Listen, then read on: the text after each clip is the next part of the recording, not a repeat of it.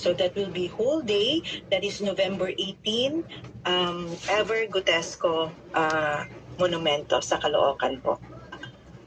With that, maraming salamat po, Dr. Christy Molina M. Nalupta, ang Assistant Secretary General for Programs Development and Services po ng Philippine Red Cross.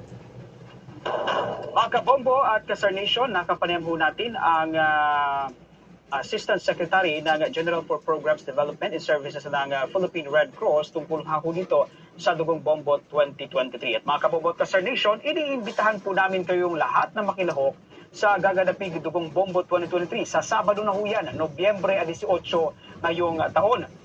Ito ay may temang Dugong Bombo, A Little Pain, A Life to Gain. Simultaneous po ito sa 24 key cities nationwide sa pakikipagtulungan ng Bombo Radio Philippines Foundation Incorporated at ng Philippine Red Cross. Samantala sa iba pang